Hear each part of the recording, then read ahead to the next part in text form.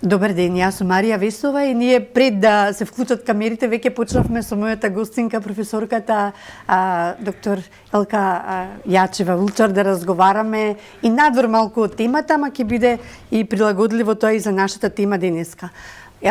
Кога спијам јас и размислувам на мојот јазик, го говорам мојот јазик, пишувам на мојот јазик и тој е мојата татковина и во него се чувствувам најдома, најсвојски. Особено сега кога комшиите ми велат па твојот јазик те го скроја тито и коментарната и дека твојот јазик всушност е накаламен на нашиот јазик, на корените на бугарскиот јазик, уште повеќе се враќам во мојата дома, во мојот јазик. Професорката доктор Елка Јачева Улчар ни е гостинка денеска и со нејзе ќе разговараме на оваа тема. Кога слушам и читам како не македонци кои што дури не ни знаат, не ни биле во Македонија, љубат да го изучуваат македонскиот јазик, да го истражуваат македонскиот јазик и тоа дури и во магистерски, докторски студии, во лекторатите што ги имаме некаде низ Европа и светот, па дури вака и срам ме фаќа. Колку тоа ние дома сами као да се срамиме од нашиот јазик, па дури сакаме се надпреваруваме повеќе интернационализми зборови да се внесуваме и сами не си го афирмираме дома, а камоли надвор. Каков е вашиот впечаток? Доста сложено прашање ми поставивте. Прво да одговорам на првиот дел, значи во однос на ова, на интересот на странците кон нашиот јазик. За нашиот јазик многу често се вели, лингвистите велат дека е јазик кој има словенска лексика, но балканска граматика. Ние, македонскиот јазик, влегува во така наречениот Балкански јазичен сојуз, во кој влегуваат покрај нашиот јазик, влегуваат уште и бугарскиот, албанскиот, ароманскиот, грчкиот и турскиот. И така создаваме ние всушност од сиве овие јазици имаме позајмено голем број граматички конструкции, чија што жариште на тие конструкции се наоѓаат некаде во се лоцирани главниот дел во југозападна Македонија и од тука се шират кон сите други балкански земји и практично е многу интересен за проучување и велат научниците, балканистите кои се занимаваат со овие јазици, со проучувањето на овие јазици, велат дека всушност македонскиот е еден од најбалканските јазици во оваа група на јазици кои што ги набројав. Македонскиот јазик за да го споредат со овие други јазици што вие ми ги набројавте или како? Не. Нашиот јазик е интересен за нив затоа што пак од друга страна во основата на старословенскиот јазик, кој што е првиот единствен писмено фиксиран литературен јазик за сите словени,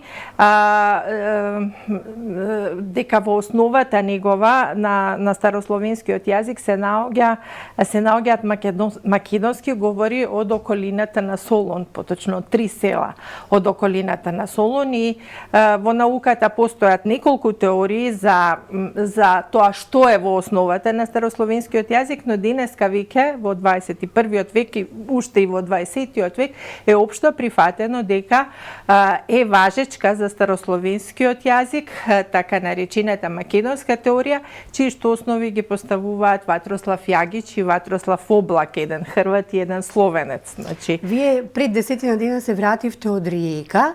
Таму имаме, велат, многу жив развиен лекторат, еден од најпознатите заедно со Истанбулскиот лекторат во Турција и имавте средба со тамошните студенти. Да. Какво е искуството кога ќе се сретнете со тие студенти? Што најмногу ги интересира за Македонија, за јазикот? Кои се најчесто поставувани прашања, па во контекст на актуелната политика во државата? Овој лекторат кој го споменувате е еден од најмладите лекторати. Тој до година ќе наврши 15 години од своето постоење.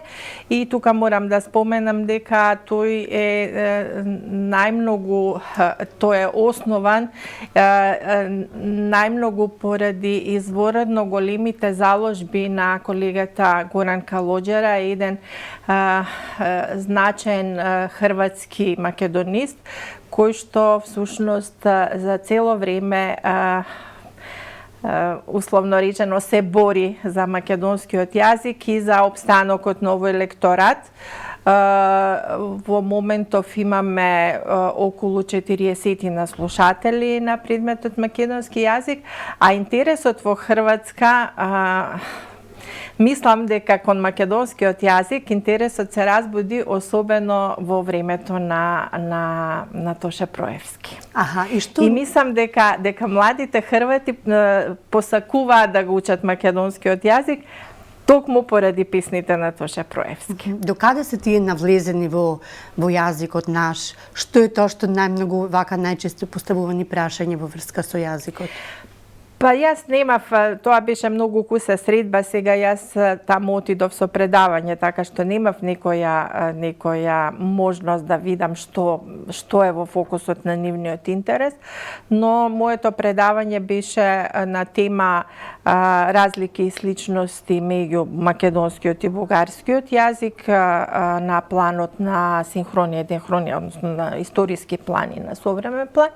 И мислам дека предавањето побуди особен интерес колку кај студентите, толку и кај колегите кои што предаваат на хрватски јазик, на катедрата за хрватски јазик, затоа што тие, што за мене беше... Јасна им е разликата меѓу едниот и другиот јазик. Тоа дека им е јасна разликата, им е јасна, но за не беше чудовидувачки, што и бев чудовидени од тоа што во 21-виот век некој се дрзнува ваквото нешто да го признавањето на јазикот да го поставува како услов за отпочнување преговори во Европската унија. Тие просто не знаеја, не беа информирани за такво нешто. Вие ќе речете, допре до самостојувањето, Македонија повеќе инвестираше во лекторати во центри надвор низ Европа, низ светот, а сега ни се ептен намалени 9, колку што знам, има во моментов. Од 8, помалку еден, од 20 колку што беа порано. Што е тоа? Зошто не се случува такво нешто, таков еден слаб интерес, ако знаеме дека лекторатот е амбасадор на јазикот, на културата, на книжевноста и ехото од тие амбасади подалеку се слуша отколку ние сами дома тоа што можеме да го направиме за надвор?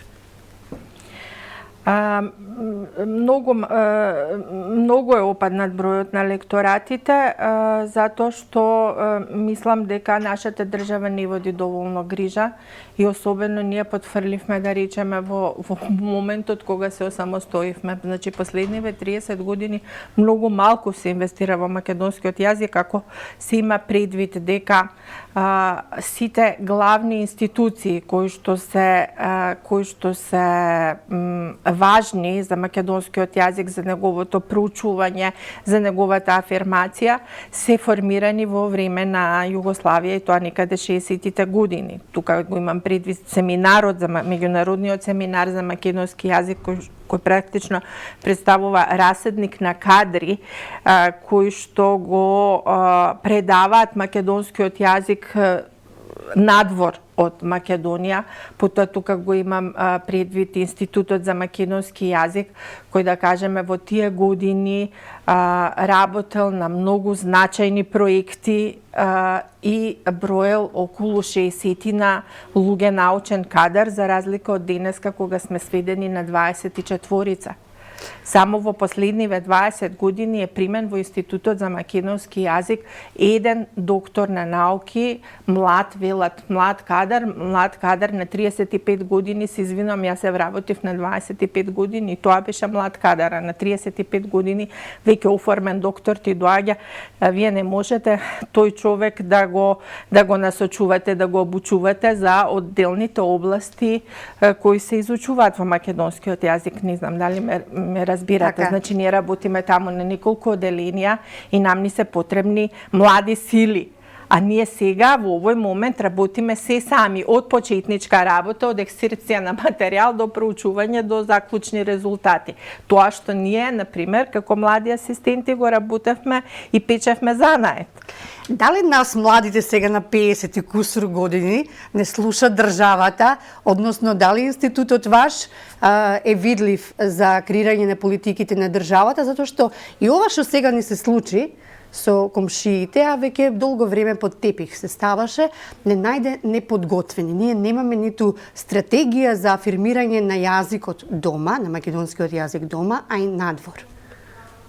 Знаете, јазикот влегува во стратегијата при Министерството за култура и да речеме, јас кога бев член на Советот за македонски јазик во тој мандат од 2012 до 2017 година, беше влезен македонскиот јазик со неколку значајни проекти кои што практично требаше да ја надополнат онаа празнина што ја имаме во македонистиката, и од сите тие зацртани проекти се уствари само подновувањето на правописот на македонскиот јазик, сето друго остана настрана.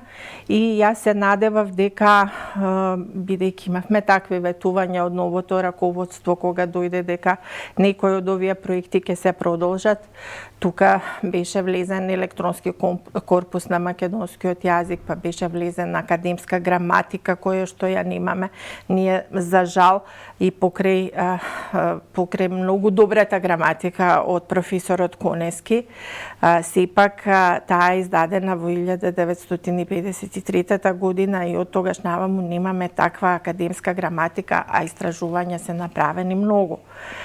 Значи, главниот проблем е што воопшто не се инвестира и ни во кадар, ниту пак во проекти. Па имате ваш човек, професорот Људмила е советник на владата на премиерот.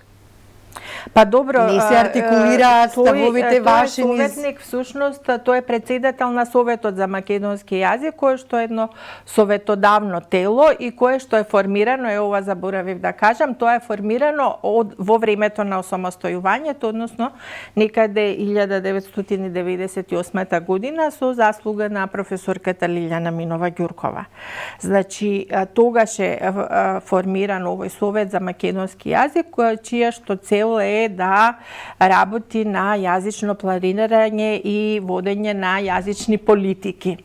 За жал, со тек на времето, практично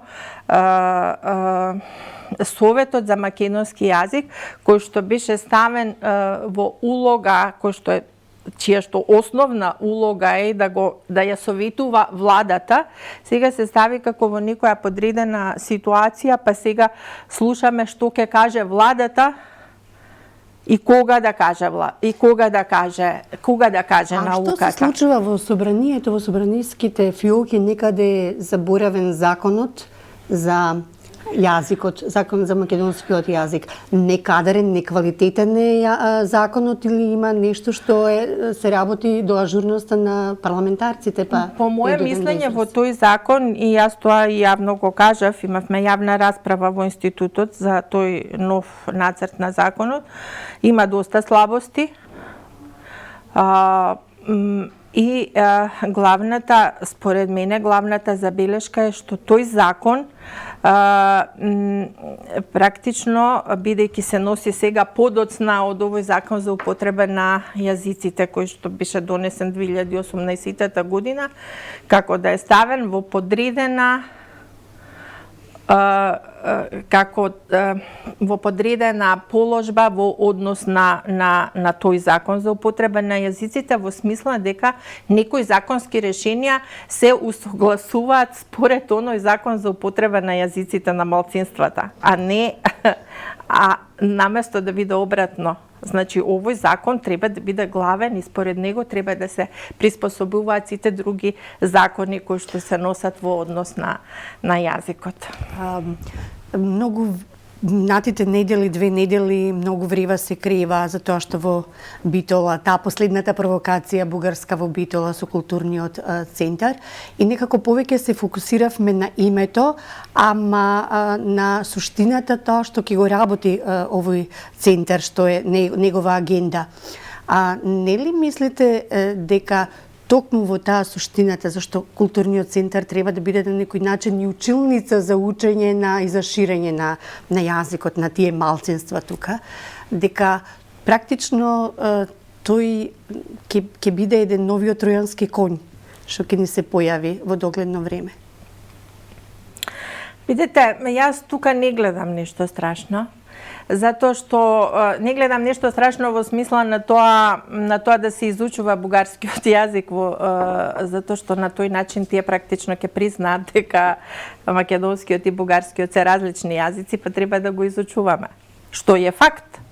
Но тие не се согласуваат и затоа и со години ние немаме, да речеме, катедра за бугарски јазик, како што имаме катедра на филолошкиот факултет, имаме катедра за српски, за словенечки, за хрватски јазик.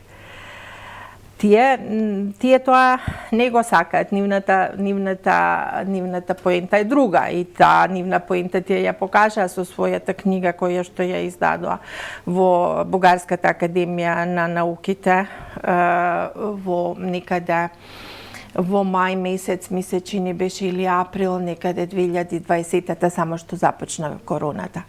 2020-та беше така. Ја издадоа една книга, памфлет, која што носи наслов за официјалниот език на Република Северна Македонија. Дури не сакаат ни да го именуваат јазикот. Значи, на некој самит, ова може би втор пат ќе го кажам за јавноста, на некој самит таму во Софија, нашиот јазик беше наместен на англиски, напишан како Language of Fire, помеѓу босанскиот и црногорскиот, помеѓу боснјан и монтенегријан беше ставен нашиот јазик без име, како јазик на Републиката. И тие одат всушност на тоа дека ова е нивна западна норма, нашиот јазик е западна норма на бугарскиот јазик, која што важи само во рамките на границите на Македонија, без своја историја, затоа што целата историја ја преземаат тие од средниот век наваму, континуитетот до 45-та година, и практично го обезличуваат нашиот јазик, го оставаат на овој начин, го оставаат и без дијалектите наши, за кои што Блаже Конески вели нашиот јазик е нашата единствена целосна татковина, и кога го вели тоа, професорот мисли на тоа дека македонскиот јазик се простира и надвор од границите на Македонија, се простира и долу на југ во Грција, односно во Егејска Македонија, и на исток во Пиринска Македонија. Професор, ќе ви благодарам што ни бевте гостин во утрински брифинг за овој краток муабет, ама оваа тема не се исцрпува со 15 минути 20, ќе ни видите гостинка во некое скоро време пак. Благодарам што ни бевте уште еднаш.